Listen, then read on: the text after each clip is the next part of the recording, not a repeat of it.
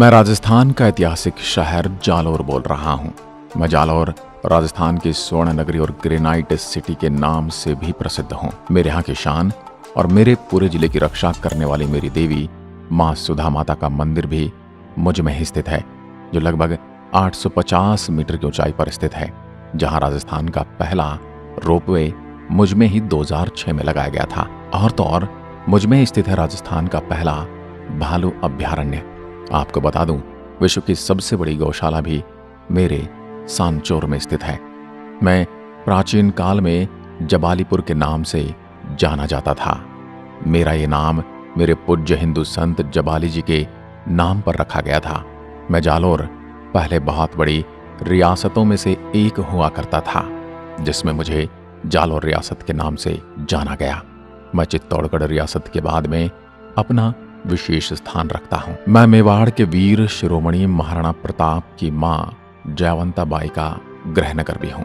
मेरी पावन धरा पर पली बढ़ी कुंवर जयवंता मेरे रोटे राव उपनाम से विख्यात महाराजा अखेराज सोनगरा की बेटी थी।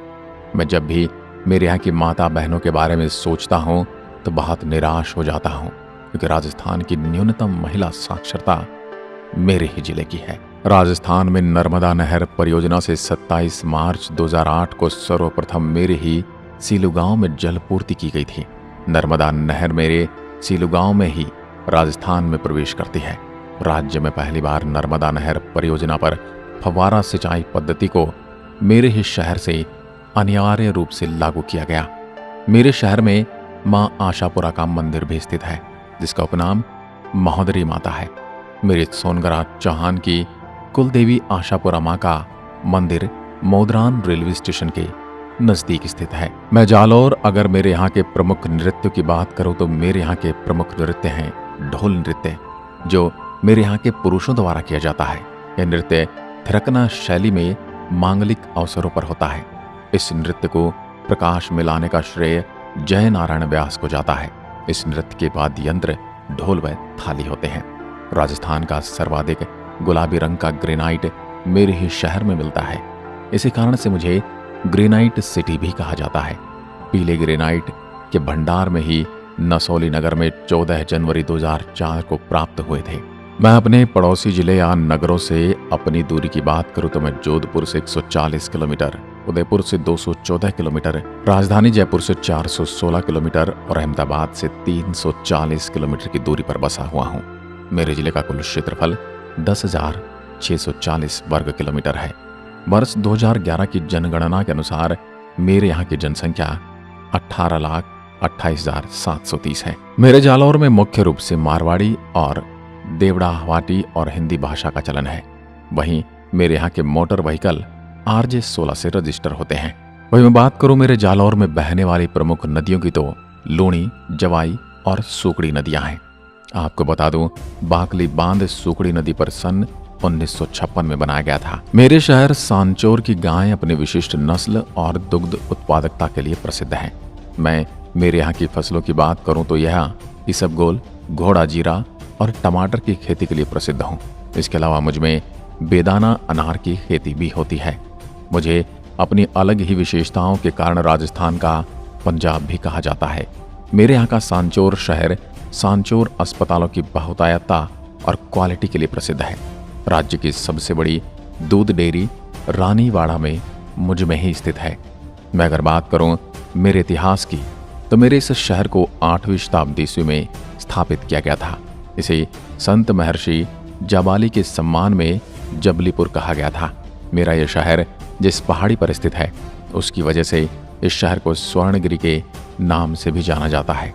आपको बता दूं कि गुर्जर, प्रतिहारों, परमारों और चौहानों सहित कई शासकों ने मुझ पर शासन किया है, लेकिन बाद में दिल्ली के क्रूर मुस्लिम राजा अलाउद्दीन खिलजी ने मुझे नष्ट कर दिया था और अलाउद्दीन खिलजी ने मेरा नाम जलालाबाद रखा था। इसके बाद 4 शताब्दी के बाद 1704 में मारवाड़ के शासकों ने मेरा गौरव मुझे वापस लौटाया। अब चलते हैं मेरे शहर के मुख्य पर्यटक स्थलों की ओर। जालोर का किला। मेरे शहर का एक किला यहाँ का मुख्य आकर्षण केंद्र है। मेरा यह किला वास्तुकला का एक प्रभावशाली नमूना है। ऐसा माना जाता है कि इस किले का निर्माण 8वीं और 10वीं शताब्दी के बीच हुआ था। यह किला 336 मीटर की ऊंचाई पर एक खड़ी पहाड़ी से घिरा हुआ है, जहां से मेरे शहर का शानदार दृश्य नजर आता है। यह किला परमार शासन के तहत मारू के 9 महलों में से एक था, जिसे सोनगिर या गोल्डन माउंट के नाम से भी जाना जाता है। किले का प्रमुख आकर्षण ऊंची किलेनुमा दीवारें हैं और उन पर बने तोपों के गढ़ हैं। आपको बता दूं, मेरे इस किले में 4 बड़े द्वार हैं, लेकिन पर्यटक एक ही तरफ से 2 मील लंबी सरपिणी चढ़ाई के बाद पहुंच सकते हैं। अगर आप मेरे शहर की यात्रा करने आ रहे हैं तो आपको इस किले को अपनी सूची में अवश्य शामिल कर लेना चाहिए। अब मैं आपको लिए चलता हूं तोपखाना। ये शहर के मध्य में स्थित है। यह तोपखाना जो पर्यटकों के आकर्षण का केंद्र भी है। यह तोपखाना कभी एक भव्य संस्कृत विद्यालय था, जिसे राजा भोज ने 7वीं और 8वीं शताब्दी के बीच में बनवाया था। राजा भोज एक बहुत बड़े संस्कृत के विद्वान थे और उन्होंने शिक्षा प्रदान के लिए अजमेर और धार में कई समान स्कूल बनवाए। देश के स्वतंत्र होने के पहले जब अधिकारियों को इस स्कूल का इस्तेमाल गोला बारूद के भंडारण के उपयोग में किया गया था, तो इसका नाम तोपखाना रख दिया गया। आज भले ही स्कूल की इमारत काफी अस्त व्यस्त हो चुकी है, लेकिन इसके बाद भी यह आज भी काफी प्रभावशाली है। तोपखाना की पत्थर की नक्काशी पर्यटकों को बेहद आकर्षित करती है। यहाँ इसके दोनों तरफ 2 मंदिर भी स्थित हैं, लेकिन इन मंदिरों में कोई मूर्ति नहीं है। तोपखाने की सबसे संरचना जमीन से 10 फीट ऊपर बना एक कमरा है, जहां जाने के लिए सीढ़ियां लगाई गई हैं। इस कमरे के बारे में ऐसा माना जाता है कि स्कूल के प्रधानाध्यापक का निवास स्थान था। अब चलते हैं सराय मंदिर। यह मंदिर मेरे शहर के प्रमुख मंदिरों में से एक है। आपको बता दिया है, मंदिर मेरी कलशचल पहाड़ी पर 640 मीटर की ऊंचाई पर स्थित है। इस मंदिर का निर्माण महर्षि जबाली के सम्मान में रावल रतन सिंह ने करवाया था। पौराणिक कथाओं के अनुसार कहा जाता है कि पांडवों ने एक बार मंदिर में शरण ली थी। मेरे इस मंदिर तक जाने के लिए आपको मेरे मुख्य शहर से होकर गुजरना होगा और मंदिर तक पहुंचने के लिए 3 किलोमीटर की पैदल यात्रा भी करनी होगी। अब आते हैं सुधा माता मंदिर पर। मेरे जालौर में प्रमुख मंदिरों में से एक है मेरी मां सुधा माता जी, जो भारी संख्या में पर्यटकों को अपनी ओर आकर्षित करती हैं, उन्हें आशीर्वाद देती हैं। मेरी मां का यह मंदिर सुधा माता मंदिर लगभग 850 मीटर की ऊंचाई पर बना है। इस मंदिर में साल भर भक्तों की भीड़ लगी रहती है। यह मंदिर एक पवित्र स्थल है, जिसमें देवी चामुंडा देवी की मूर्ति है, जो सफेद संगमरमर से बनी है। मां के मंदिर के स्तंभों का डिजाइन माउंट आबू में स्थित दिलवाड़ा मंदिर से काफी मिलता है। अब आप भी मेरे शहर को विजिट करें तो यहाँ अवश्य पधारें। अब बात करूं मेरे शहर के वन्यजीव अभ्यारण्य की, तो मुझ में एकमात्र प्राइवेट अभ्यारण्य है, जो मेरे शहर के प्रमुख पर्यटन स्थलों में से एक है। यह अभ्यारण्य मेरे शहर के पास जोधपुर से 130 किलोमीटर की दूरी पर स्थित है। यह अभ्यारण्य एक दूरस्थ प्राकृतिक जंगल है, जो 190 वर्ग किलोमीटर के क्षेत्र में फैला है। इस अभ्यारण्य में पर्यटक कई तरह के लुप्तप्राय जंगली जानवरों को देख सकते हैं। यहाँ पाए जाने वाले जानवरों में रेगिस्तानी लोमड़ी, तेंदुआ, मृग और हिरणों के झुंड को जंगल में देखा जा सकता है। यहाँ पर आप पक्षियों की 200 विभिन्न प्रजातियों को देख सकते हैं।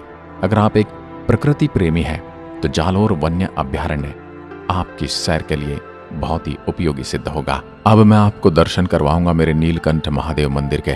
मेरे जिले की भाद्र जून तहसील में स्थित यह मंदिर भगवान शिव को समर्पित है, जो पर्यटकों को बेहद आकर्षित भी करता है और उन्हें शांति भी देता है। मेरे इस मंदिर में प्रवेश करते समय आप इस मंदिर को देख सकते हैं। यह मंदिर अपनी ऊंची संरचना से यहाँ आने वाले पर्यटकों को बेहद प्रभावित करता है। इस मंदिर के बारे में कहा जाता है कि यहाँ एक विधवा महिला ने एक शिवलिंग देखा था और उसके बाद वो नियमित रूप से इस शिवलिंग की पूजा करने लगी थी। कहा जाता है कि एक विधवा महिला के मजबूत विश्वास और आस्था श्रद्धा के चलते वहां पर रेत का एक विशाल टीला उभर आया था। शिवलिंग के इस चमत्कार को देखकर मंदिर की स्थापना की गई। यह मंदिर बहुत पुराना है और इस मंदिर में बारिश के मौसम में और शिवरात्रि के दौरान भक्तों की भीड़ आती है। मेरे ही जालौर दुर्ग के बारे में कहा जाता है कि राय के बहाव रातों में बीत गई। मेरे दुर्ग के बारे में कहावत है, आब फटे घर उल्टे कटे बतरा कौर, शीशे पड़े धड़ तड़फे जद छुटे जालौर। जहाज मंदिर एक जैन मंदिर है, जो मेरे बिशनगढ़ नगर से 5 किलोमीटर दूर मांडवला गांव में है। मंदिर के अन्य कोनों पर भी मूर्तियां रखी गई हैं। आराधना भवन और भोजनशाला के साथ एक विशाल धर्मशाला भी जुड़ी हुई है। श्री स्वर्णगिरी तीर्थ मेरे शहर के पास स्वर्णगिरी पहाड़ी पर स्थित है। पद्मासन मुद्रा में बैठे भगवान महावीर मेरे मुख्य आराध्य देव हैं।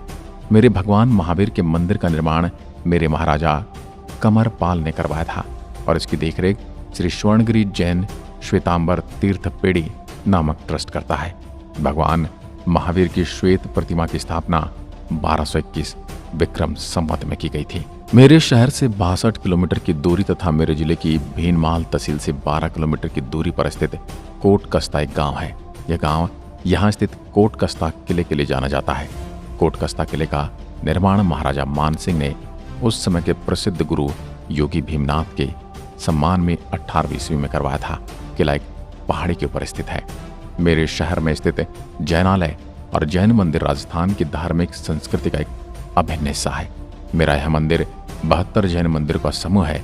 यह मेरे भीनमाल शहर में स्थित है, जो मेरे मुख्य शहर से 72 किलोमीटर की दूरी पर है।